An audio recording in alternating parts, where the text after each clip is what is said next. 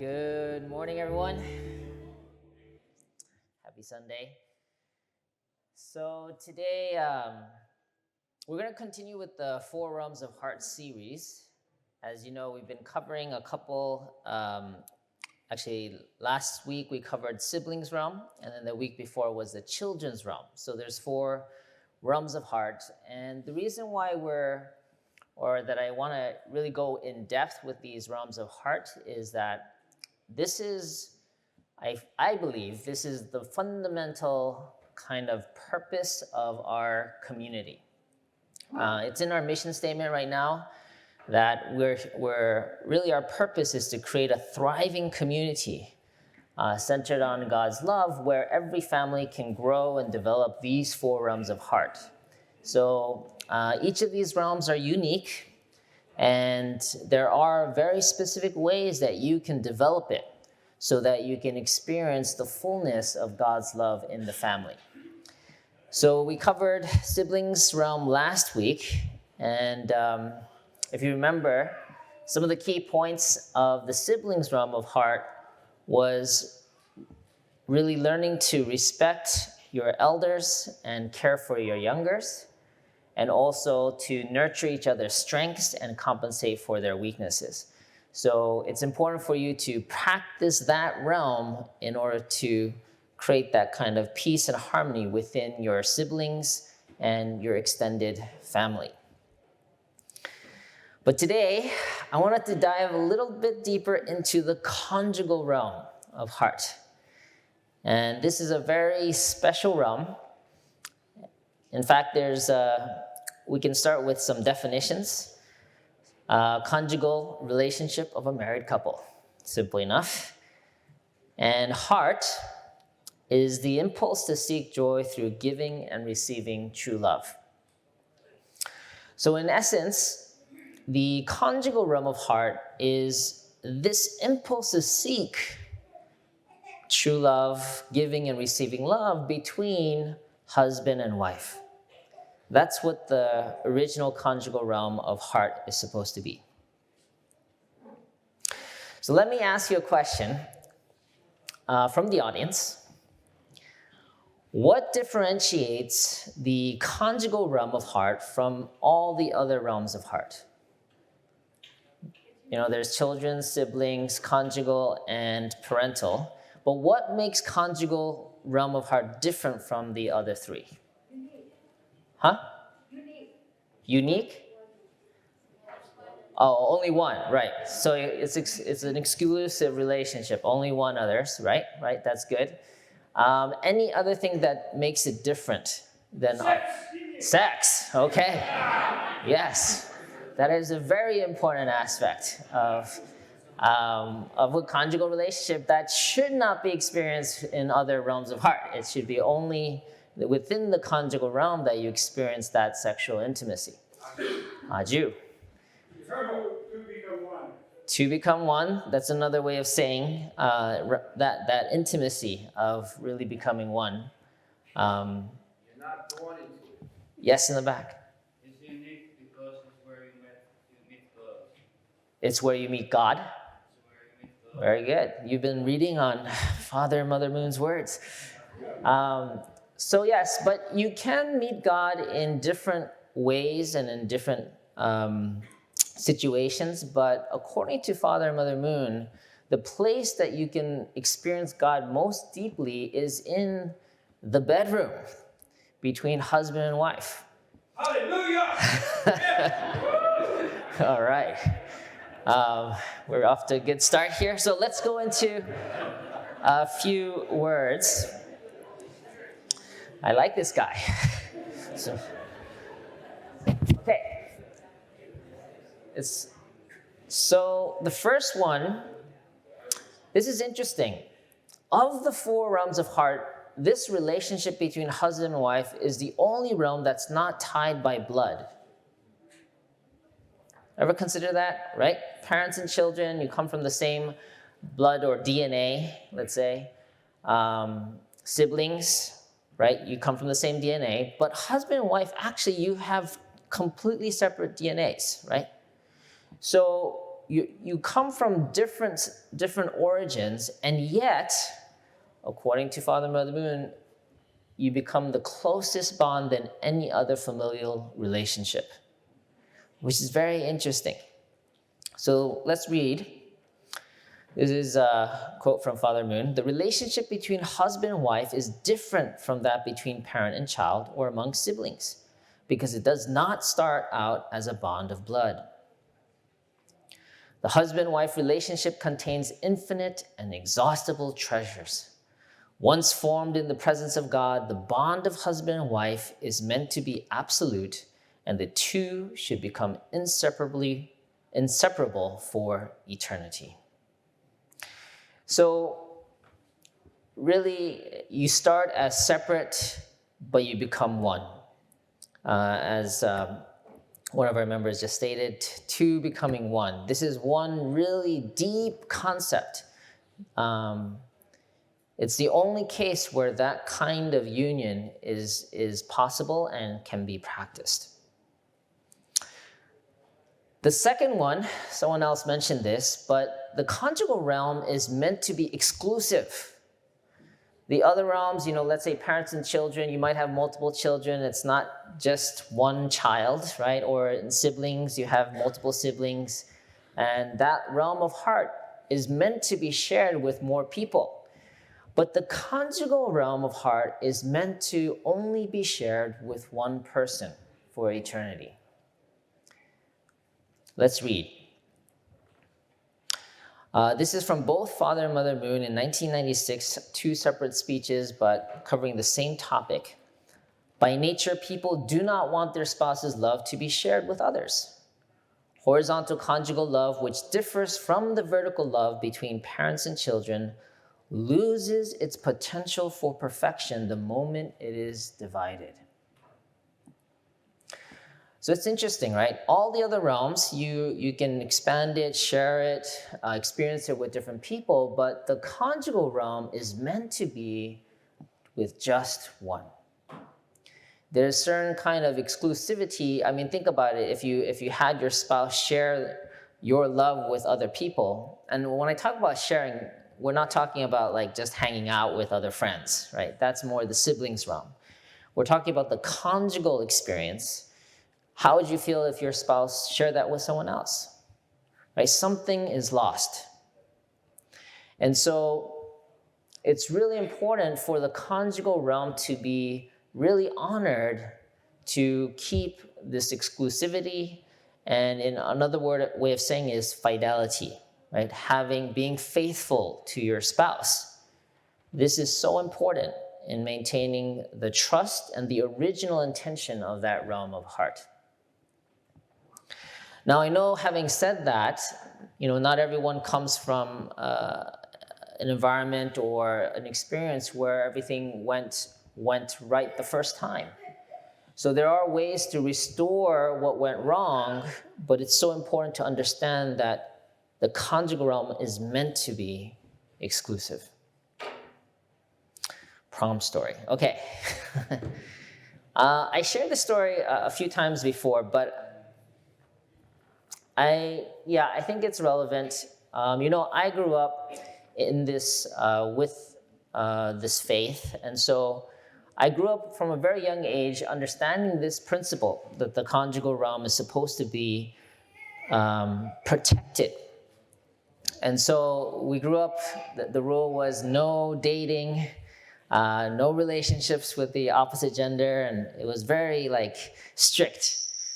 And so, so strict that people would start wondering are you interested in women? My friends would ask me. But I say, no, I'm just preparing myself for my future spouse. So that was all good. But then one day, this was junior year in high school, I had a lab partner in AP Bio, and she asked if she could talk with me after class. And I thought it was going to be something related to the project or experiment that we're working on in class. And so I walked out of class and I asked her, what do you need or what do you want? And then she was like, could you go out to the senior prom with me? And that was a shock. I mean, totally, I had no clue. Yeah, I was kind of clueless back then. So she asked me straight up, and then not only that, she saw that I was shocked, so she explained further. She said, I already talked with my parents, and they're willing to pay your ticket. Okay. So I didn't know what to say. So I kind of froze, and then I remember she had to ask again, so will you go out to the prom with me? And I was like, I gotta ask my parents. And then I quickly turned and I kind of, not run, but I kind of quickly went away. And then I turned the corner thinking I'm free, and then I get surrounded by her friends. There's like 5 of her friends. Right when I turned the corner, they surrounded me. It's like, what did you say? So now I'm being interrogated by 5 of her friends. Fortunately, one of her friends were also my close friend and elder sister. And she was like, just let him go. And then I was like, thank you. And then I just kept going. So then I went home, and it was a big deal. I mean, being asked to the senior prom as a junior. Just to give a little bit of background story, we were in the same Christian club. So there was a high trust, and we knew each other from there. She was also in AP Bio, so together. So we knew each other for a couple of years. Anyway, so I went home. I didn't talk with my parents. What I did was I went to the kind of prayer room to kind of reflect and pray about what I should do in this situation. Actually, what I did was I started listing out the pros and cons of the situation.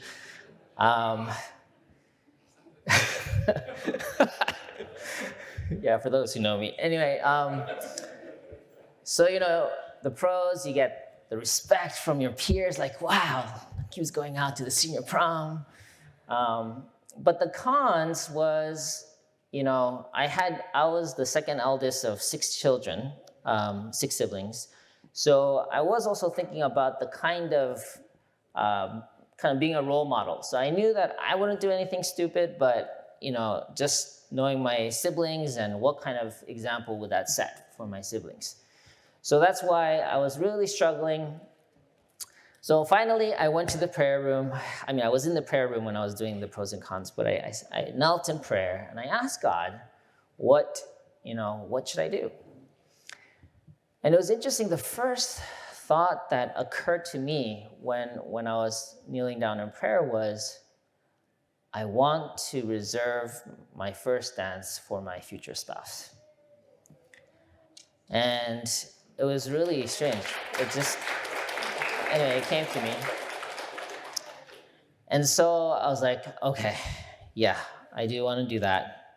So the answer was clear. But then the challenge was, what about her? Right? Because she went out of her way to make this request. She already told her parents. She already told her friends.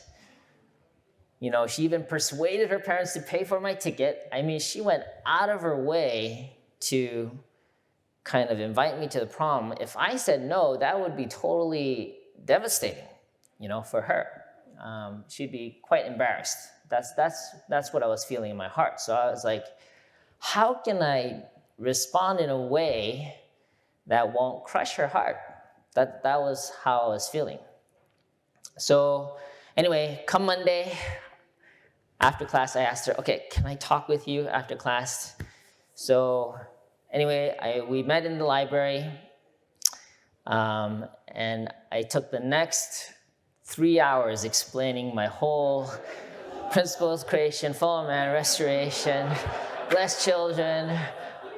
And then at the end of 3 hours, I was like, That's why I can't go out with you. um, anyway, she was grateful that I took the time to just explain everything. Of course, not all her friends will understand or her parents, but she could sense my sincerity and why I was explaining all this. And so she really appreciated that I took that time instead of just kind of blowing her off. And I think the next week someone else invited her, so she was fine. Anyway, fast forward. So that happened junior year of high school, and fast forward, I think 4 years later, I ended up going to the senior ball of my wife's college. 4 years later to have our first dance. So I did get to have my first dance with. Now I know it sounds a little old school, but anyway, it worked for me. And I know the point is there's something special about the relationship that's meant to be between husband and wife. And I think it's important to, if you're single, it's important to prepare your heart for that. And even if you had, breakups in the past, really strengthen your relationship again between you and God. Continue to build yourself and become a person that can truly love somebody completely. And that was my focus in preparation for my marriage and blessing. And I think it's good for all youth to really think that way and prepare that way. In society, it's encouraged to always be looking for the one, looking for the right person.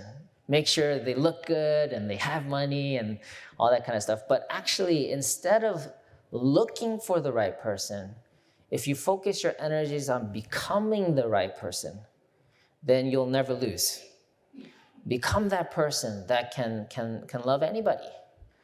And that's kind of how we've been really raised and educated, is that, remember I shared the story last week about being on a missionary fundraising team. It's like you learn how to deal with all kinds of characters. Actually, church is kind of like that too, right? You meet all kinds of characters here. But you learn to love each one despite their uniqueness, and you're actually growing your ability to love. And all of that experience, what is that for? It's so that you can love your spouse. So all of this is practice, so that you can really invest in loving your spouse. That's how it's been designed to be, okay? One last point about the conjugal realm of heart that's very special is that this is the realm of heart where you can experience all 4 realms of heart between those 2 people. And I'm going to explain this. This is Father Moon. It is the realm of the absolute subject and object partners in the 4 great realms of heart. He's referring to the conjugal realm. The wife sees in her husband the ideal heavenly son, heavenly older brother, heavenly husband, and father. To the husband, his wife possesses the corresponding absolute qualities as the ideal heavenly daughter, heavenly sister, heavenly wife, and mother. So it's interesting, what Father Moon is saying here is that you're actually supposed to experience the 4 realms of heart with your spouse, not just the conjugal. You're meant to experience your spouse to be a mother, a wife, a sister, a daughter. Okay, next story. So, guys like my new haircut? Yeah. No? Just got it yesterday. I upgraded from Supercuts this year. So now I'm going to a Korean barber. They do a good job. Anyway, so back in the day when I first got married, I noticed that I would like my wife to do certain things for me. I really enjoyed her, taking me shopping and also eating together. And I also specifically wanted her to cut my hair. And she was like, just go to the barber. Why are you asking me? But I insisted. I was like, no, I want you to cut my hair. And she was like, kind of like, okay, whatever. And then she did her best. But then, that first time, it came out pretty bad. And she was more devastated than me. Like, oh my goodness, why did you make me do this? I was like, oh, it's not so bad. And then I would also ask her to do things like, I also wanted her to clean my ears. And she was like, ew, do it yourself. Well, I can't do it myself. I can't see where I'm going. Anyway, I insisted, and then she reluctantly did it for me a few times. And then suddenly it dawned on me, what I was doing was I wanted to experience her kind of being what my mom was for me. My mom used to take me shopping, used to cut my hair, used to clean my ears, and I felt motherly love, my mom's love in that way, and I wanted to experience that through my wife as well. And I think this is actually natural. When you actually get married, because it's such an exclusive relationship, you're meant to actually receive and experience all the different realms of heart through your spouse. And if you understand that, you won't be stranged out by request from your spouse. Anyway, I think as a couple, that's another beauty of this conjugal realm is in society in general, the couple relationship is really romanticized. And the emphasis is on the conjugal relationship. But if you understand that you're meant to experience all the realms of heart with your spouse, you actually have more options of what to do with your spouse. You don't always have to be lovey-dovey and intimate and close and inseparable, right? Sometimes you can be like a sibling and point out, yeah, you're gaining a few pounds, honey. Gotta work out. Let's work out together. Or sometimes, I want to just lie my head on my wife's lap and just be comforted or just rest. And it's meant to be this dynamic relationship where you can experience being a child, being a sibling, being even a parental figure to your spouse and vice versa. And that actually opens up the door for the fullness of what a true conjugal relationship looks like. Now, that's all great, but for those who have been married, it's not easy. What are some challenges with marital love? Anyone? Challenges? Yeah? Different cultures. Different cultures. That's a nice way of saying it. Okay. Yeah, you have different cultures. You have not just the ethnic culture or national culture, but your own family culture, right? The traditions that you had in your family can be completely interpreted differently to another family who had a different set of values or culture. Any other challenges with marital? Huh? Financial. Oh, yes, that is a sensitive one. Financial challenges. Tendency to be selfish, right? You guys, no one mentioned it so far, but fidelity is one of the biggest challenges in marital relationships. Staying true and faithful to each other. And that's a very common challenge with marital love. How can you stay true to one person your whole life? Is it even possible? Right? There's one thing to having an actual physical relationship or affair, but also there's other ways to be unfaithful through the internet and through other ways where your heart is being shared with other people other than your spouse. Here's a quote from Father Moon. When an individual insists upon and practices freedom of love without responsibility, how much confusion and destruction takes place. Someone mentioned selfishness. Achieving the highest ideal of human love is possible only when one takes responsibility for love. So, there's this concept of love in society, I want to be free to love the way I want to love. Well, even love has rules. And especially when it comes to conjugal love, there is this rule of exclusivity. If you want to experience the fullness of love, you need to learn how to be responsible with that love. And that's the key point here. Final quote on this section: the first human beings lost this standard due to the fall. Hence, without recovering it, everything in the world is in vain. Therefore, the only begotten Son and the only begotten daughter on God's side must establish the realm of conjugal love as husband and wife.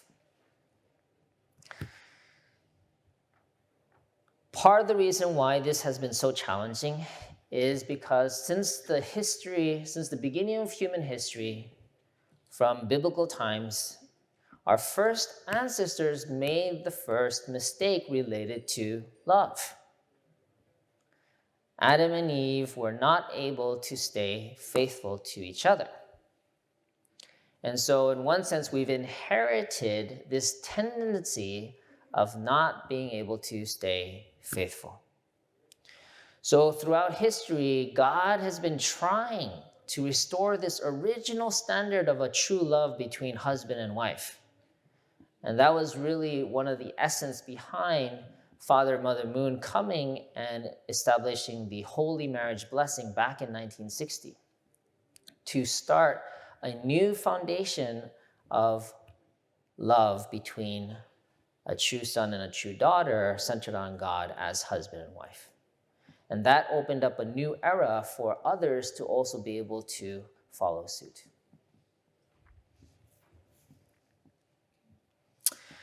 Okay, this is the last section, the most important, well, not most, everything's important, but how do you practice this? Okay, I have 3 quick tips for you. First,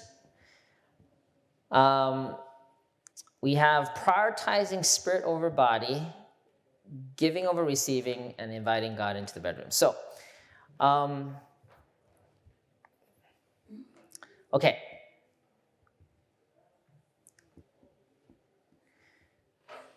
According to Father Moon's words, the place where we're supposed to experience God's love most is in that relationship between husband and wife. How does this work? How do you actually experience God in there? That means you need to actually resemble God in the moment that you're having sex. How does that work? Okay, so, we all have a spirit and a body, right? And we tend to, in order to be principled or orderly according to principle, is you need to have your spirit or your mind always subject over your body. Now, in relationships, we tend to be driven by the physical attraction. But if you want to put that in the proper order, you need to be driven by more the spiritual connection with your spouse. The internal, emotional, artistic connection needs to be subject over your physical attraction to your spouse. Does that make sense? So instead of being driven to have sex because of the physical desire, being driven because of this internal artistic connection, that's the first kind of condition for really having a God-centered relationship. Second, prioritizing giving over receiving. Now, when you're being intimate, usually you want to feel loved and feel pleasure from your spouse. But to do it properly, Each person should focus on, how do I please my spouse? How do I give pleasure to my spouse? That needs to be on your mind and heart in the forefront. So if you have both this internal emotional connection being the subject, doesn't mean you ignore the physical, okay? It's a balance, but just one is like, think of it as 51% spiritual, 49% physical. 51% giving, 49% receiving. Just think of it that way. So it's not wrong to want to feel pleasure. It's not wrong to be excited physically, but you need to have it in the proper order. So once you have this emotional connection as a driving force and giving pleasure as the also subject, then the final part, this is in the moment, really being present enough or self-aware enough that you can invite God to be there with you. And it's not like you're in the middle and you're like, wait, hold on, honey, I need to invite God. God, can you join us? No, it's not like that. It's more like, in your life of faith, you practice doing everything with God, right? So similarly, even in that moment when you're feeling the most kind of euphoria or pleasure or whatnot, to make that moment holy by simply inviting God to be there. And it changes the kind of experience. It's not just a pleasurable, orgasm or anything like that. It's really becomes a holy experience. And that's how God wants sex to be like. From the beginning, that's how God designed it. Unfortunately, it has never been that way since the beginning of time, but now, with this understanding and the foundation of the blessing, we can practice intentionally how to re-invite God into the bedroom.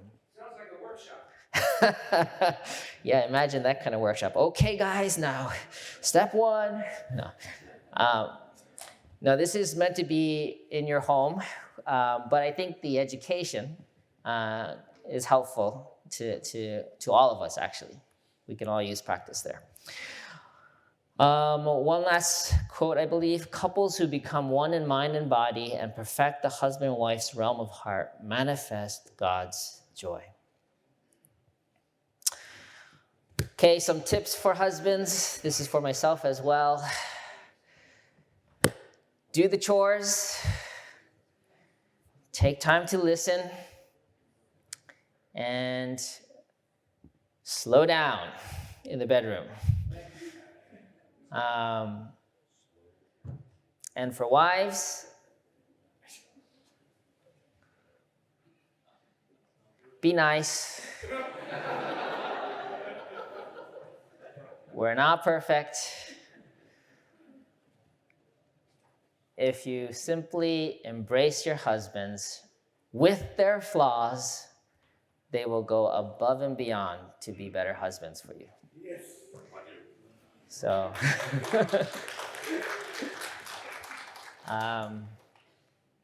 yeah. And then I think both will really experience, you can grow into this relationship. It doesn't have to be perfect from the get-go. It's a continual practice. And New Jersey Family Church, it was just shown here, we have workshops, blessing level 1, level 2 workshops to really help people prepare if you're single for the blessing.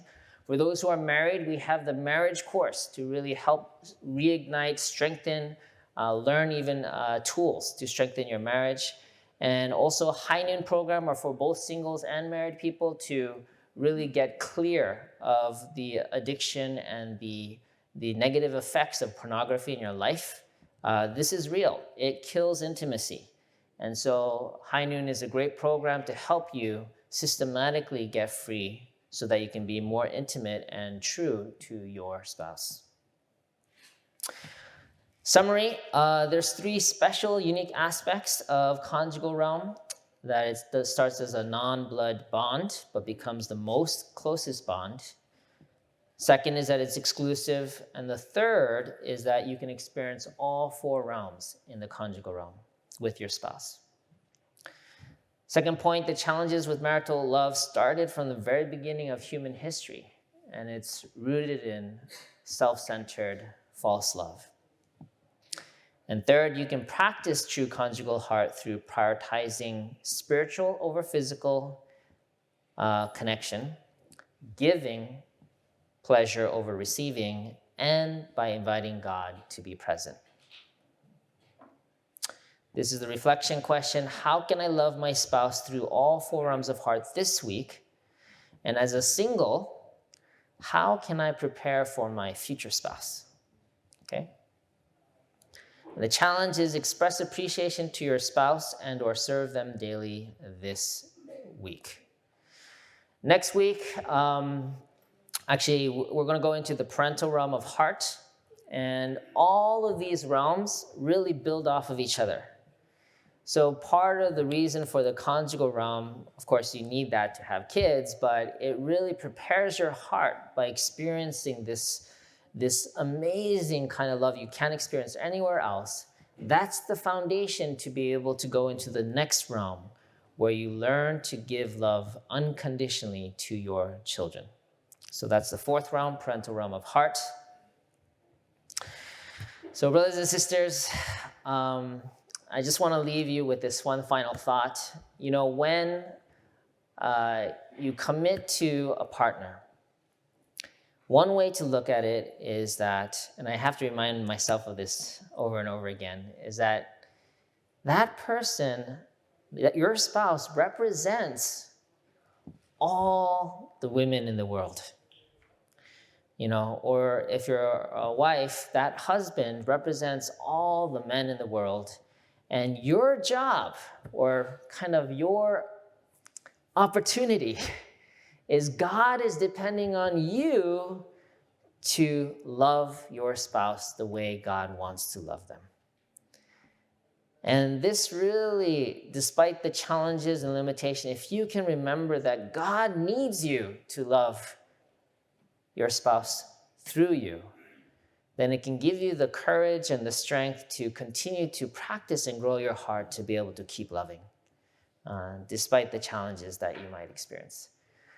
So with that, I hope you were able to gain something today, and may God bless you and your family this week. Thank you.